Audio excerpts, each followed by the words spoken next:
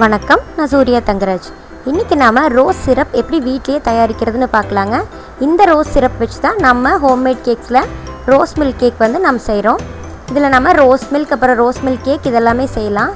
அதுக்கு நம்ம சுத்தமான பன்னீர் ரோஸ் எடுத்துக்கணுங்க. நாட்டு ரோஸ் அப்படின்னு சொல்கிறாங்களா, அந்த ரோஸ் தான் இது. இதில் நிறைய மருத்துவ குணங்கள் இருக்குதுங்க. இந்த ரோஸை நம்ம அப்படியே பயன்படுத்த முடியாது. ஏன்னா வீட்டில் பூக்கிற பூனா நம்ம பெருசாக மருந்து எதுவும் அடிக்க மாட்டோம். நம்ம கடையில் வாங்குறதுனால கண்டிப்பாக இதுக்கு மருந்து அடிச்சிருப்பாங்க. அதனால இதை நல்ல உப்பு தண்ணியில் அலசிட்டு எடுத்து வச்சுக்கலாம்.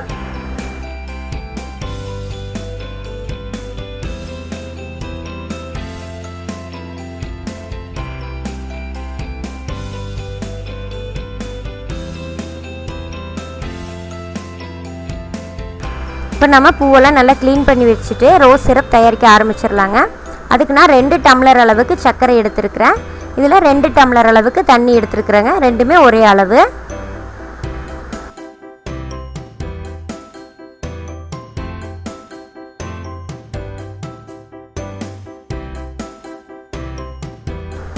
இதை நல்லா கலந்து விட்டுக்கலாங்க. நான் இன்னும் வந்து பாத்திரத்தை அடுப்பில் வைக்கல. இது நல்லா கலந்துட்டு அதுக்கப்புறமா நம்ம அடுப்பில் வச்சு கொதிக்க வைக்கலாம். இது அடுப்பில் வச்ச உடனேமே ஒரு கையளவு ரோஜா பூவை இதுக்குள்ளே போட்டுடலாங்க. இனிமேல் மூடி வச்சு இதை நல்லா கொதிக்க வைக்கலாம்.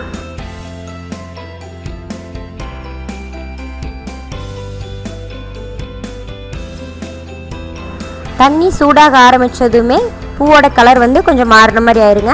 இப்போ நாம் மூடி வச்சு ஒரு 20 நிமிஷம் பக்கமாக கொதிக்க வச்சுக்கலாம்.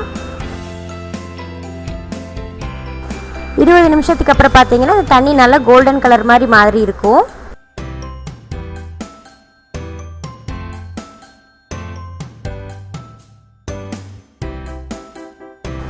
இருபது நிமிஷம் கொதிச்சதுக்கப்புறமா ரெட் ஃபுட் கலர் வந்து ஒரு 2 ட்ராப் அளவுக்கு சேர்த்துக்கிறேங்க.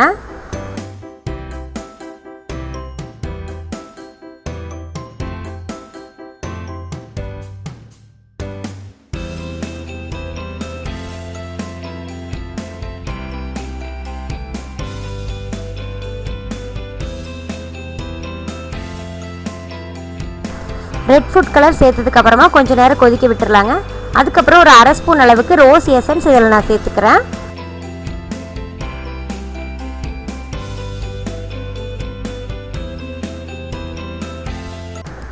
இந்தளவுக்கு பூவெல்லாம் நல்லா வெந்து உள்ளே இறங்கி இருக்குங்க.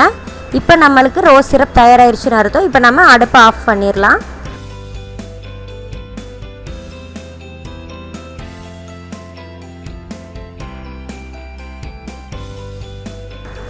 இப்போ இதை வடிகட்டி ஆற வச்சு ஃப்ரிட்ஜில் ஸ்டோர் பண்ணி வச்சுக்கலாங்க. 30 நாள் வரைக்கும் ஃப்ரிட்ஜில் ஸ்டோர் பண்ணி வச்சுக்கலாங்க. ஒன்றுமே ஆகாது. இதை வச்சு இப்போ எப்படி நான் ரோஸ் மில்க் தயாரிக்கிறதுன்னு உங்களுக்கு காமிக்கிறேன்.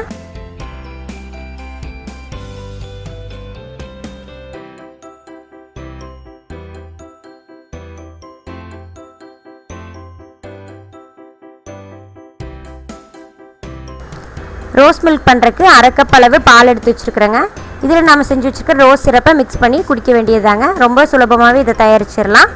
இந்த ரோஸ் மில்க் வச்சு ரோஸ் மில்க் கேக் எப்படி தயாரிக்கிறது அப்படிங்கிற வீடியோவை நான் சீக்கிரமாகவே உங்களுக்கு அப்லோட் பண்ணுறேன். இந்த வீடியோ உங்களுக்கு பிடிச்சிருந்தா மறக்காமல் சப்ஸ்கிரைப் பண்ணுங்கள்.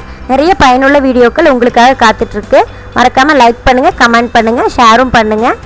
சீக்கிரமாகவே இன்னொரு வீடியோவில் நான் உங்களை சந்திக்கிறேன். நன்றி, வணக்கம்.